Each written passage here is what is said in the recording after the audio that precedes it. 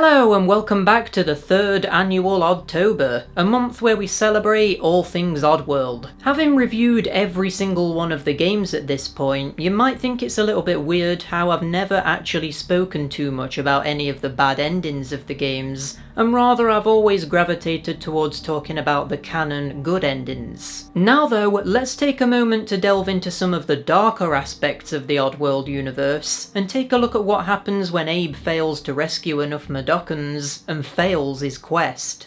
The first game that featured a bad ending was actually the original Oddworld game, Abes Odyssey. I think that this was probably the first game I ever played that actually featured multiple endings. Of course I didn't know this at the time because it took me quite a while to actually complete it, and even when I did eventually finish it, I'm pretty sure I got the good ending. But even so, the idea of having a bad ending in a game was quite uncommon at the time and was normally seen in horror games like Resident Evil. I think the thing that makes the bad ending of Abes Odyssey so effective is that we actually start the game at the end, with Abe having been captured by the antagonist of the game, Moloch the Glutton, and the actual gameplay is all a flashback, being a story told by Abe as he awaits his fate in the present day. So when we finally learn how Abe got himself into this situation by playing through the game, it makes it all the more impactful when Abe is literally just straight up murdered by Moloch after being dropped into a meat grinder. The whole game has been about how Abe has this greater purpose and is the chosen one who will become the saviour of his species, and then to have his life ended so abruptly, it just doesn't feel right.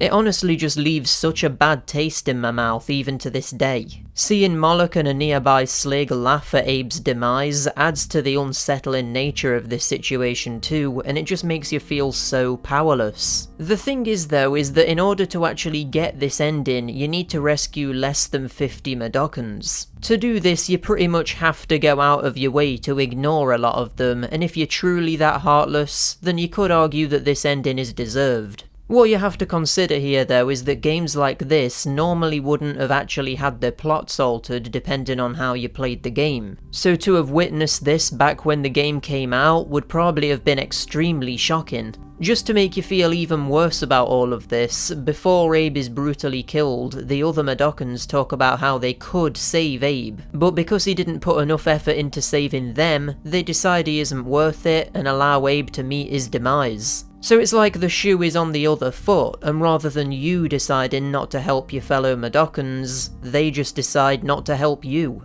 Obviously, with Oddworld New and Tasty being a remake of Abes Odyssey, the bad ending in that game is pretty much exactly the same. Only, I would argue that because of the brighter and slightly more cartoon-like graphical style, it's probably not quite as intense, but it's still horrific nonetheless. But if you think that Abes Odyssey was the only game in the series to feature a bad ending, then you've got another thing coming, because next up, we're taking a look at the bad ending of Abes Exodus. Just like Abes Odyssey, the bad ending here is achieved by rescuing less than half of the Mudokons. And rather than shutting down Soulstorm Brewery and ending the torture of the Mudokons in order to extract tears for a beverage, the bad ending instead shows Abe confronted by a group of Mudokons who say that Abe has been lazy by not helping them and proceed to knock him out using a nearby bottle. We then see Abe gaining consciousness, begging for an unseen presence to stop, as it's revealed he's hooked up to one of the very torture machines that he's been witnessing the other Mudokons in. The Brewmaster Glutton and his sidekick Slig watch from a distance and discuss how they've been able to extract more tears than ever before, which implies that not only has Abe been getting tortured for quite a considerable amount of time, but also probably other Mudokons too.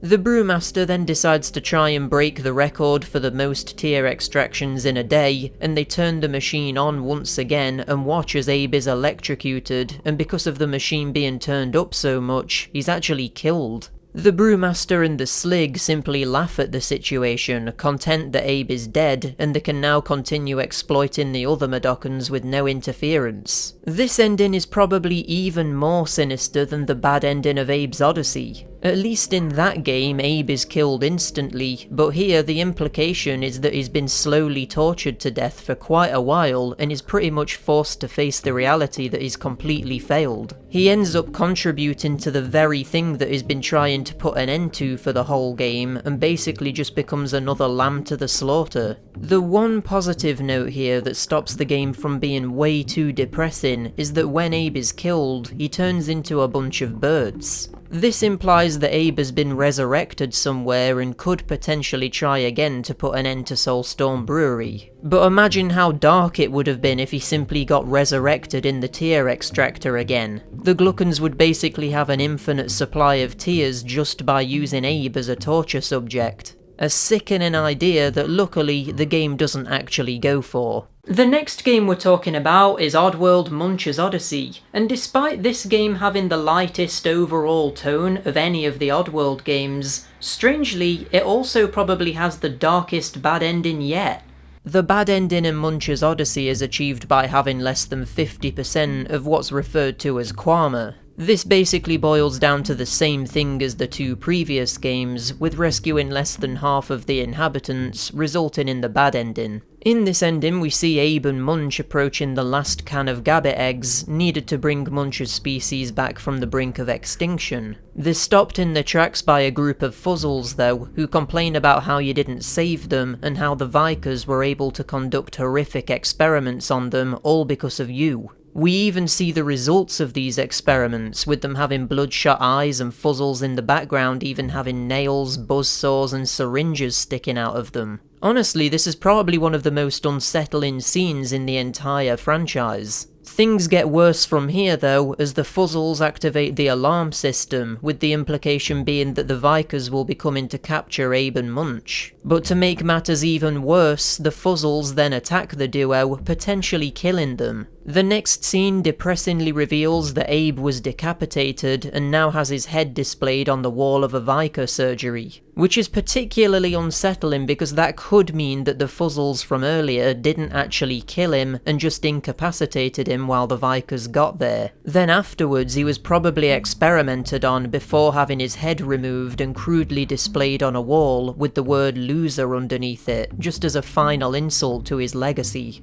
Making matters worse, it's then revealed that Munch is still alive and is about to undergo surgery to remove his lungs to use as transplants for Lady Margaret. Lady Margaret being the unseen Gluckon Queen who's mentioned throughout Munch's Odyssey with her having health decline due to lung problems. We then watch as the Vikers soar into Munch's chest and remove his lungs, the camera panning to a heart monitor which flatlines, implying that the operation was successful and resulted in Munch and Abe dying and the Gluckon Queen living on due to Munch's lung removal. This is particularly dark because not only does Abe meet a grisly fate which is mostly off-screen, leaving a lot of the details to our imagination, which is almost more effective to be honest, but then we also actually get to first-hand experience the demise of Munch, which is handled by the Vikers with such ease that it just feels wrong. Seeing these characters we've been playing as be slaughtered so mindlessly just feels so dirty. Next up, we would be moving on to Oddworld Stranger's Wrath, but the thing is with this, is that this particular game only actually has the one good ending, so we're spared the bad ending this time around. I am kind of surprised that they didn't make it so that if you killed all of the bounties, you got a worse ending, as opposed to bringing them all in alive. But I think for the story this game wanted to tell, it makes sense that there's only the one ending. So with Oddworld Stranger's Wrath out of the way, that actually brings us on to the newest game released in the series, with Oddworld Soulstorm, which actually works slightly differently to the other games that we've spoken about so far. Oddworld Soulstorm actually technically has 4 endings, but the ones we're interested in are the worst ending and the bad ending, because yeah, rather than this just having a singular bad ending, they had to give it a second, even worse one. Let's dive into it. If you rescue 80% of the Mudokons in 6 levels or less, you'll get the worst ending, although calling this an ending is perhaps being a little bit generous considering that it just consists of newspaper articles rather than being an actual cutscene. Now, I would go into detail about what all of these newspapers are talking about, but the weird thing with this is that they basically just describe what happens in the standard bad ending, but go into a little bit more detail about the aftermath. It's not like the worst ending is a separate ending entirely, it more so just expands on the standard bad ending. So instead of us analysing these newspapers too much, let's instead just talk about the actual bad ending. So the bad ending of the game is achieved by getting 80% of the Mudokons rescued in 11 levels or below, and this is where Abe and two other Mudokons, Toby and Alf, are on a train after having raided a nearby Glukkon facility to create a cure for Soulstorm brew addiction. The train that Abe and the Mudokons are on is being attacked by a group of flying sligs, and while Toby and Alf are panicking trying to get the train to reach its destination, Abe is transfixed by a mystical amulet which will supposedly tell him what to do next. Inside the amulet is a little bug thing that takes in all of the negativity from Abe caused by him not rescuing enough Mudokons throughout the adventure. The bug then dies and cracks into pieces, leaving Abe not knowing how to progress on his adventure. He finally snaps out of his trance and goes to help Toby and Alf by throwing bottles of brew into the furnace to keep the train moving. Unfortunately, Abe trips and spills the brew all over the floor, which then ignites and burns the three of them to death as Abe helplessly spots a fire extinguisher in a locked room behind him. The fiery train blasts into Soulstorm Brewery, setting the whole facility ablaze. It's also said that the pipelines leading to other facilities have also been set on fire, meaning that they've effectively destroyed a whole network of factories.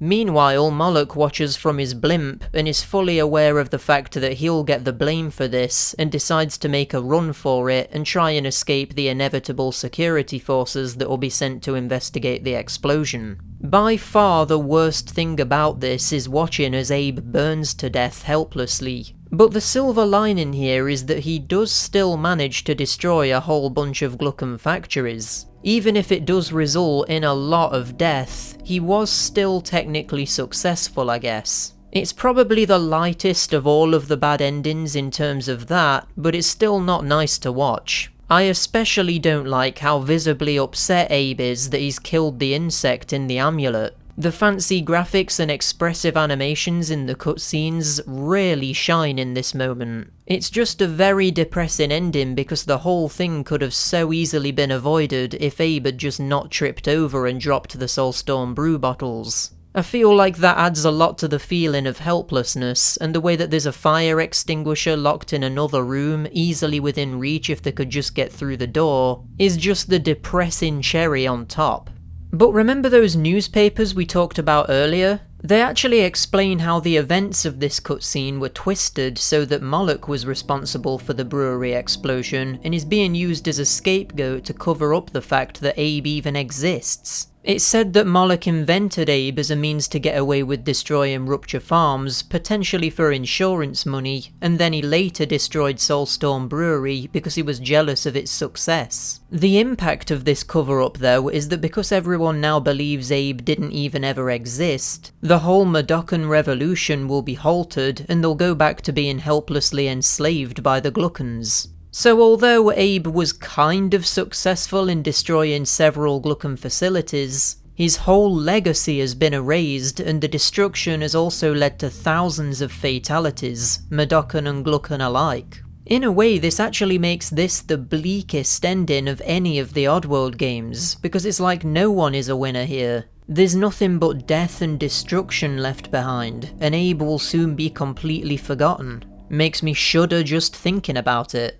So that's it. Every single bad ending in all of the Oddworld games. What an utterly depressing way of ending Oddtober.